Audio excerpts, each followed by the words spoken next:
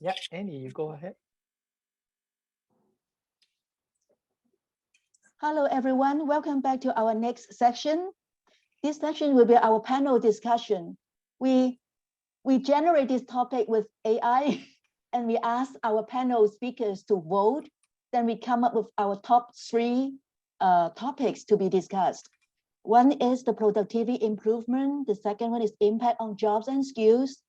And the third one will be teaching and learning.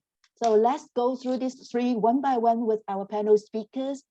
I would like to invite Savio to lead us for the first discussion about productivity improvement.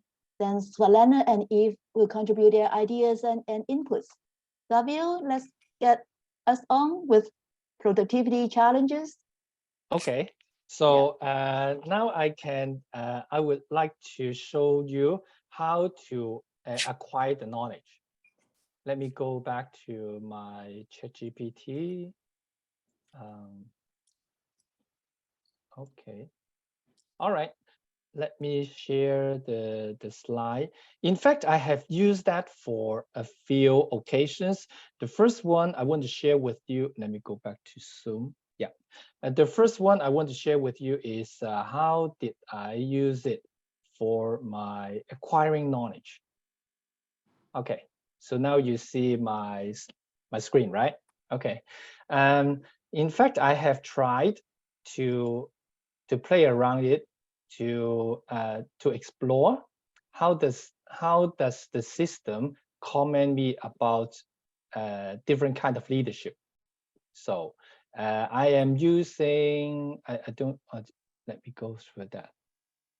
Okay, in fact, I have asked the system to give me some feedback to talk about Deng Xiaoping's reform. So if your professor asks you to give some comment about Deng Xiaoping, a whole lot of things. It would be huge. It would be tons, right? So I asked one by one. I asked the system use different kind of political philosopher perspective to review Deng Xiaoping's work, and it would look like more correlated, right? I mean, relating to the topic. But now you see that I put up. I asked it to use a Hofstede view about Deng's reform. Hofstede is a global culture expert, I would say. So can you think of a cultural expert view to Deng Xiaoping's reform? It seems like totally unrelated, right? But actually, unrelated aspect would be the area that you can receive new stimulation. And I would like to show you, and I would say now talk about Xi Jinping. Can give me some same hypothetical comment from these scholars. I asked from Karl Marx perspective, from Machiavelli perspective, Rousseau perspective, John Locke perspective. These are the political philosopher, and this one is the cultural expert. So also the system will generate these kind of aspects. So it helps me to see one particular subject in different perspective. That would be useful. And I want to share with you another way is how to get the prompt engineering. I use quite a bit. Okay, so I write down a script. Actually, I just copied that from the internet. To act as a prompt engineer, I will present you with various prompts, questions, and scenarios, and you guide me, blah, blah, blah, whatever. And then ultimately, you can then tell me, evaluate and improve this prompt. So the system will say to evaluate, improve a prompt, it gives me some advice, how to evaluate that correctly, consider the audience, test the prompt, iterate and improve, things like that. And then it gives me the example how to provide the prompt properly. So in that way, you can give a proper instruction to the system. So this is a kind of aspect. And even I can tell you, one of the interesting application is very layman, and totally unrelated to, not related to academics. I come across a subject that I need to purchase a waterproof shoes. I bought a Columbia waterproof shoes, but even go through the website, their website, even go to the Google, I cannot find the different kind of waterproof definition from Columbia. And then you know what? I just asked, Columbia brand waterproof means out dry? Because I know sometimes they say out dry, sometimes they say waterproof. And then I asked the system, and then it would give me all kinds of advice. And throughout this advice, it would shows all the detail.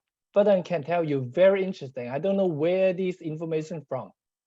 In Columbia website, don't know. I asked the sales. The sales is my friend. She doesn't know. She couldn't find. She asked her shop manager. No way to find these details. So I think these are the kind of the situation that you all can try it out. And so let me go back to the presentation.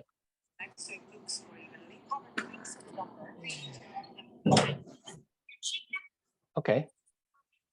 So go back to this one. I think acquiring new knowledge, I have already touched that, but I want to mention about this.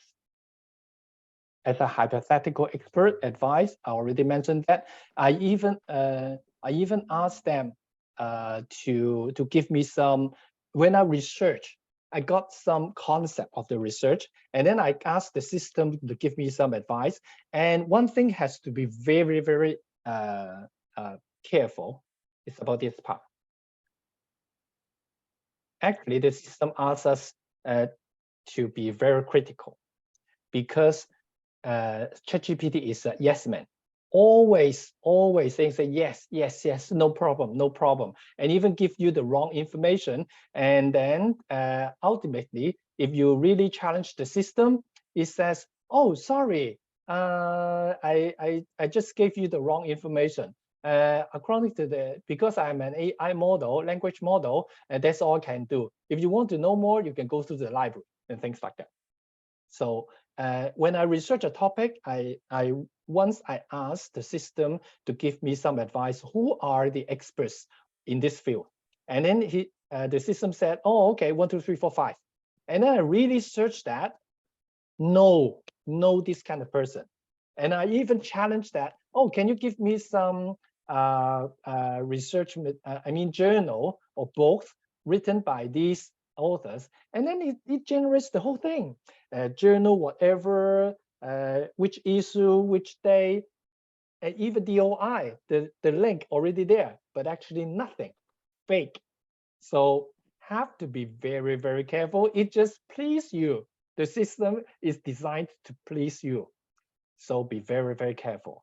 And remember, I mentioned to you about summarizing the video, summarizing the document, also has problem. Because the kind of focus of the system, the kind of summarization might not be the way that as a human being really want to grasp the key point. Their key point, the system generated, and the human being, the key point might be different.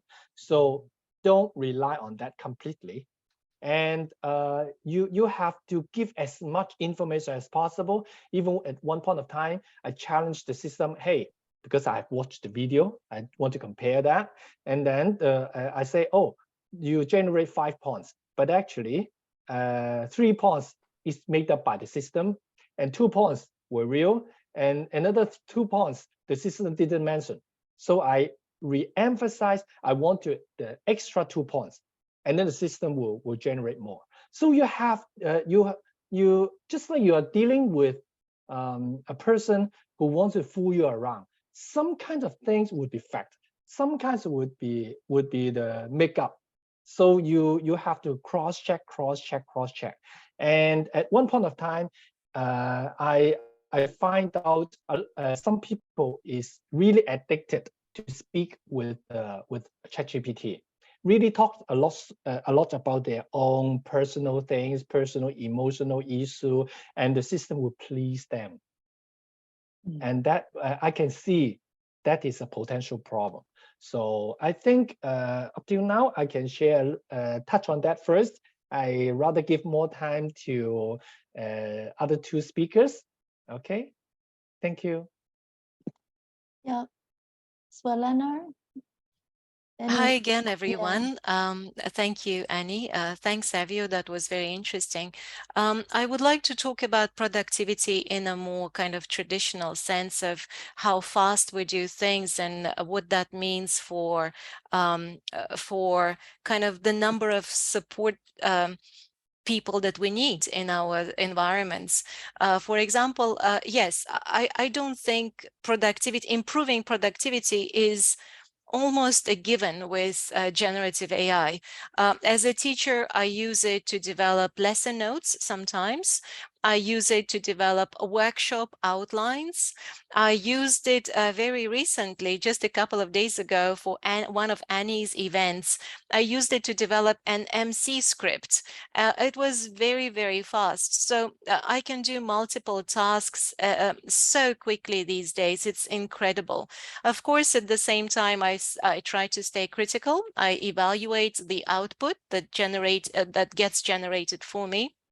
But I keep thinking, well, now that I can do all of that on my own and without delegating this to another human being, that means I don't really need so many people on my team anymore.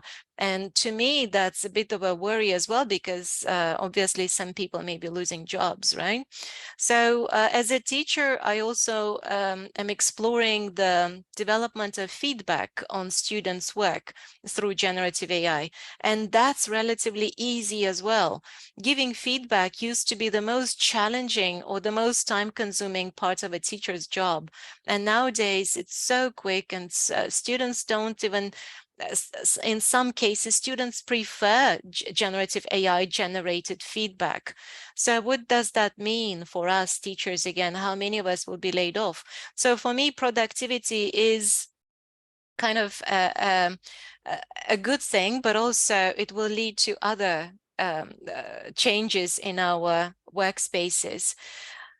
Also, productivity has an impact on engagement with tasks. For example, in research these days, researchers across from different disciplines talk about delegating some of the more mechanical tasks to generative AI. For example, searching literature, identifying key salient points in each article, summarizing articles, paraphrasing articles. All of these are referred to as mechanical skills that can be kind of outsourced to AI. But these mechanical skills also are useful because they help the reader to engage with the content. I mean, ultimately, thinking and language are so closely interrelated that one would argue that you can't develop your thinking without engaging in languaging, in reading about things, in writing about them. But to be able to do that, these mechanical tasks we must go through in a way. So again, yes, productivity is increased, but what does it mean for our engagement with basic skills and competencies that may still be important for the future?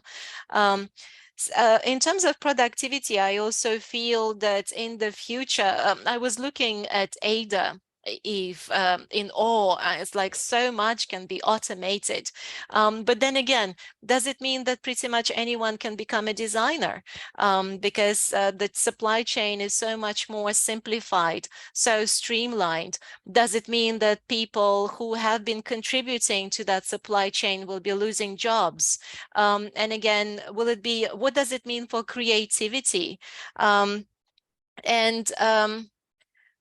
Yeah, so these are the kinds of things that I think about when I think about productivity. Yes, we can produce more, produce quickly, with minimal input, with minimal effort. But what does that mean for us and for our future? How much of things can we outsource? How much of the process of doing things can we outsource to generative AI?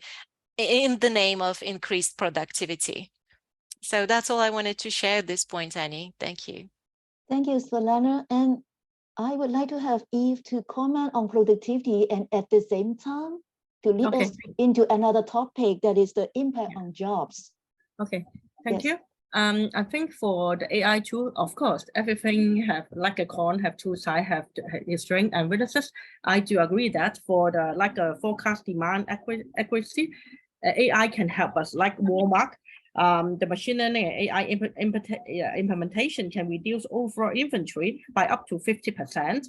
The giant retailer, Walmart in US, proved that how AI and machine learning can solve a task worth a month in just 24 hours. That is true. On one side, they can help us to have more accurate prediction, like the way I did it in my research paper. But on the other hand, I totally agree with